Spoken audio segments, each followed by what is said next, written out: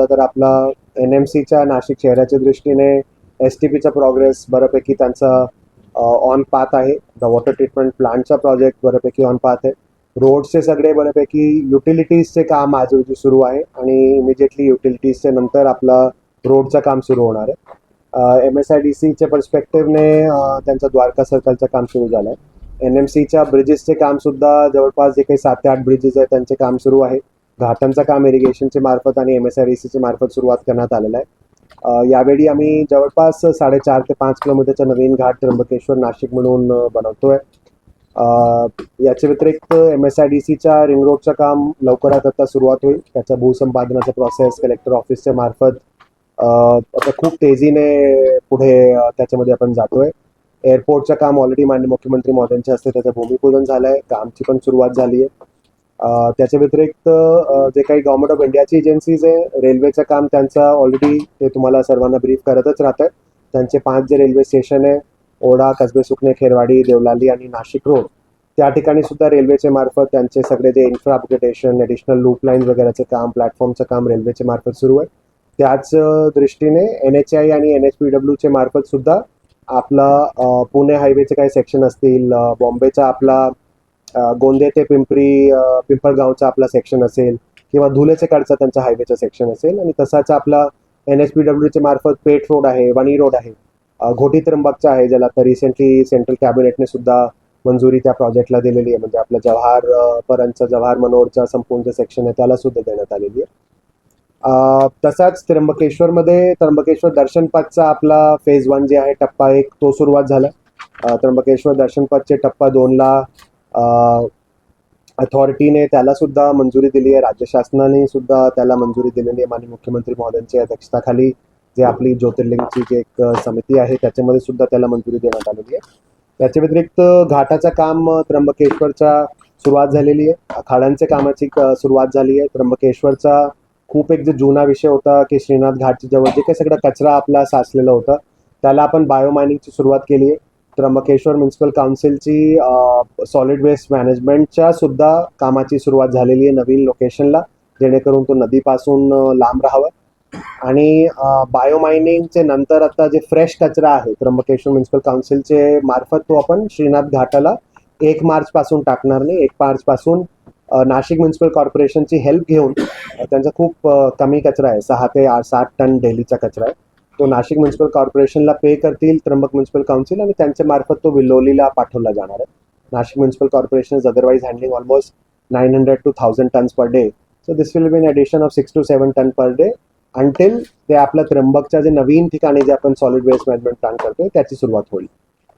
त्र्यंबकमध्ये water treatment plant जे अथॉरिटीने ज्याला मंजुरी दिली होती त्याची पण सुरुवात झाली आहे. STP जवळपास आता त्यांच्या शेवटची स्टेजला आहे.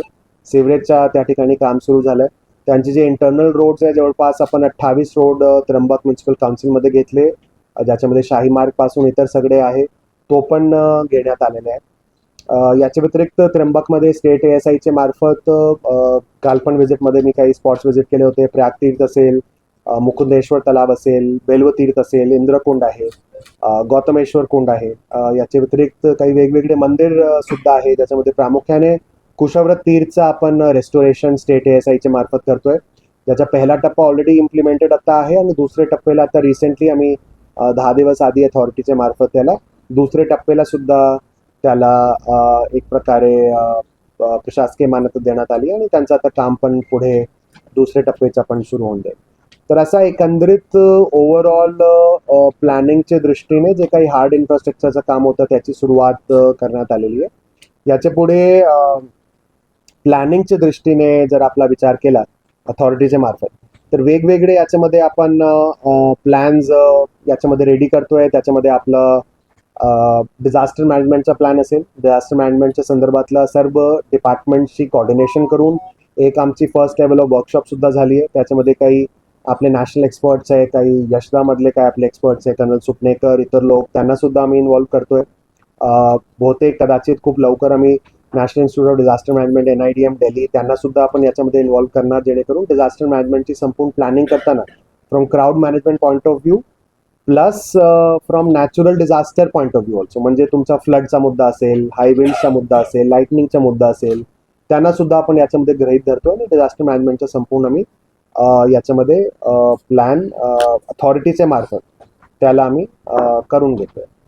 याच्या व्यतिरिक्त अथॉरिटीच्या मार्फत ऑलरेडी आम्ही सॅनिटेशनच्या संदर्भातला सुद्धा काम सुरुवात केली आणि सॅनिटेशनमध्ये काम करताना जे काही आपली 3 मेजर युनिट्स आहेत, म्हणजे तुमचं नाशिक म्युन्सिपल कॉर्पोरेशन आहे, त्र्यंबक म्युन्सिपल काउन्सिल आहे आणि जिल्हा परिषद आहे. असे तिन्ही बॉडीजच्या सोबत मिळून त्र्यंबकमधला, नाशिकमधला आणि रुरल एरियामधला याच्यावर आपण प्लॅनिंग सुरुवात केली आहे. याची एक प्रकारे सुरुवात आपण 3 जानेवारीला त्र्यंबकेश्वरमध्ये नदी स्वच्छताचा कार्यक्रम घेण्यात आला होता. NMCने आता 3-4 दिवस आधी मेयर मॅडमचे हस्ते बॉम्बे रोडला त्यांनी सुरुवात केली. काल सुद्धा काही आपली संस्था जलमित्र वगैरे, सागर मित्र वगैरे ते सगळे एकत्रित आले स्कूलच्या संदर्भातला. तर असा विशेष आम्ही भर याच्यामध्ये असा देतोय की स्वच्छताचे कार्यक्रममध्ये प्रशासन आणि लोकांची सांगड घालून त्यांची कन्व्हर्जन्स करून आणि त्यांना धुवा म्हणून मध्ये जे काही आपली वेगवेगळी ऑर्गनायझेशन आहे, जवळपास 300-350 ऑर्गनायझेशन आहे, त्यांची सुद्धा माझ्याकडे जवळपास 2 ते 3 वेळा आपण त्यांच्यासोबत बसून पुढचा प्लॅन कसा प्रिपेअर करता येईल तो पण आपण याच्यामध्ये करतोय. सॅनिटेशनची सुद्धा आपण खबरदारी घेतोय from a temporary sanitation point of view also, ज्याच्यामध्ये टॉयलेट्सचा मुद्दा असेल, डस्टबिन किती लावायचे, चेंजिंग रूम किती लावायचे, त्याची सगळ्याची प्लॅनिंग साधुग्राममध्ये, पार्किंगमध्ये, पार्किंगपासून घाटाला येण्यासाठी घाटाला ती सगळी प्लॅनिंग आपल्या मार्फत होतोय. हेल्थच्या संदर्भातलं सुद्धा जे आरोग्याचे जे काही मुद्दे आहे, अगेन तिन्ही जे आपले युनिट्स आहे, जिल्हा परिषद, नाशिक म्युन्सिपल कॉर्पोरेशन आणि सिव्हिल सर्जन, त्या तिन्ही युनिट्सच्या मार्फत नाशिकमधला आणि आपलं त्र्यंबकमधला त्याची सगळी प्लॅनिंग आपण याच्यामध्ये हेल्थ आणि medical and emergency response point of view त्या प्रकारे आपण याच्यामध्ये घेतली. याच्या व्यतिरिक्त काही कल्चरल प्रोग्रामिंगच्या दृष्टीने सुद्धा आपण प्लॅन करतोय. फॉर एक्झाम्पल रामकल्पातचा ऑलरेडी प्रोग्राम सुरू आहे. त्याच्या व्यतिरिक्त ब्रह्मगिरी आणि अंजनेरीला, ब्रह्मगिरी प्रदक्षिणा आणि अंजनेरी सुद्धा फॉरेस्ट डिपार्टमेंटच्या मार्फत तो आता शेवटची स्टेजला आपला प्लॅन आहे. चक्रतीर्थ, कावनाई आणि बेजे, चक्रतीर्थ, कावनाई आणि ताकेड त्याच्यासाठी सुद्धा जिल्हा परिषदच्या मार्फत प्लॅन इज ऑलमोस्ट फायनल. त्याला आम्ही खूप लवकर मंजुरी देण्याच्या याच्यामध्ये प्लॅन आहे.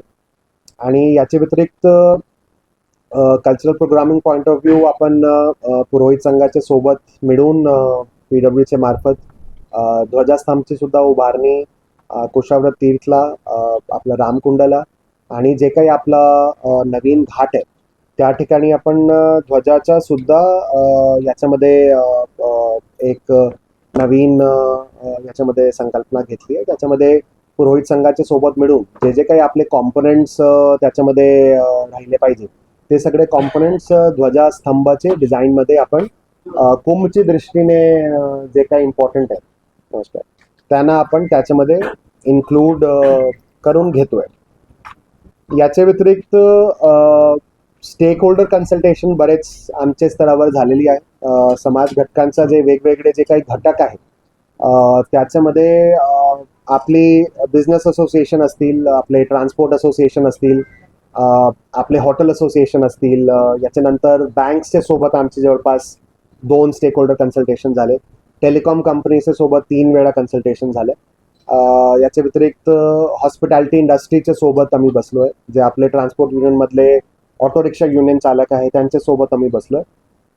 इंडस्ट्रीजच्या सोबत आपण बसलोय. त्याच्या मागची संकल्पना एवढीच आहे की जे काही मी आता प्लॅनिंग करतोय आणि विशेषतः जे आपला शेवटचा एक जे प्लॅनिंगचा मुद्दा आहे म्हणजे मोबिलिटी प्लॅनिंग, पार्किंग कुठे ठेवायची, हे कसं ठेवायचं, ते सगळं प्रामुख्याने पोलीस विभागाच्या मार्फत आणि NMC, TMC सगळे अथॉरिटी सगळे मिळून इन्क्लुडिंग रेल्वेज त्यांचे होल्डिंग एरियाज वगैरे, स्टेजिंग एरियाज वगैरे, तो सगळा प्लॅन एकत्रित मिळून सर्व एजन्सी एकत्रित मिळून करताय.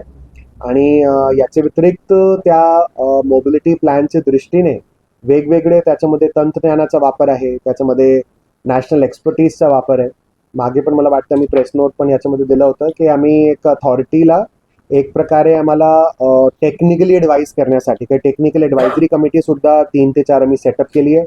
सॅनिटेशनची एक समिती स्टॅब्लिश केली आहे ज्याच्यामध्ये जवळपास 6 नॅशनल एक्सपर्ट त्याच्यामध्ये आम्ही घेतले की टॉयलेट्सची टेक्नॉलॉजी काय राहिली पाहिजे, इतर टेक्नॉलॉजी काय राहिली पाहिजे. तसाच आपण एक मोबिलिटीची टेक्निकल ॲडवायझरी कमिटी घेतली आहे ज्याच्यामध्ये ISC बँगलोरचे प्रोफेसर आशिष वर्मा आहे, SPAचे प्रोफेसर बंकिम कालरा आहे, प्रोफेसर सेवाराम SPAचे आहे, CPTचे आपले प्रोफेसर बंकिम कालरा आहे. असे आपण जे काही मोबिलिटीमध्ये जे एक्सपर्ट लोक आहेत त्यांना घेतलं, जेणेकरून पोलीसचे मार्फत प्लॅन करताना, प्रशासनाचे मार्फत प्लॅन करताना त्याच्यामध्ये कुठेतरी एक अकॅडमिक पॉईंट ऑफ व्ह्यूने सुद्धा त्याला एक आम्हाला असं चेक राहावा, आम्हाला ॲडवाईज राहावा, त्याच्यामध्ये आम्हाला हे राहावा. याच्या व्यतिरिक्त तर असा 2 ते 3 आपण ॲडवायझरी कमिटी सुद्धा याच्यामध्ये एस्टॅब्लिश केलं. एक सिटी ब्युटिफिकेशनसाठी डॉक्टर प्राजक्ता बस्ते जे आपले कॉलेज ऑफ आर्किटेक्चरचे प्रिन्सिपल आहे, आणि त्याच्यासोबतच काही लोकल आपले आर्टिस्ट आणि आर्किटेक्ट्स घेण्यात आले, जेणेकरून सिटीमध्ये ब्युटिफिकेशन करताना, तो त्र्यंबकेश्वर असो, नाशिक सिटी असो, त्याला ब्युटिफिकेशन करताना कुठे काय एलिमेंट घेतला पाहिजे, स्टोरीचा काय कॉम्पोनंट त्याच्यामध्ये घेतला पाहिजे, तो सुद्धा आम्ही याच्यामध्ये प्लॅनिंगचा भाग म्हणून सगळा घेण्यात आलेला आहे. आत्तापर्यंतचा मोठा जे फोकस होता तो सगळे जे काही आपले मोठे प्रोजेक्ट्स आहे, मेजर इन्फ्रा प्रोजेक्ट्स आहे, त्यांचे अप्रुव्हल्स, DPRs, एस्टिमेट्स, प्रमा, त्यांचे काम सुरू करणं, त्याच्यावर भर होता.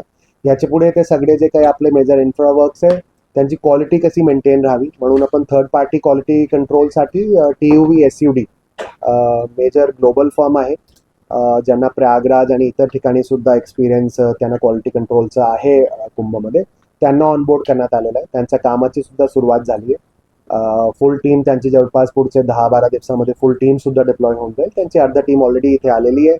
वेगवेगळ्या एजन्सीचे मार्फत त्यांनी सुरुवात केली आहे.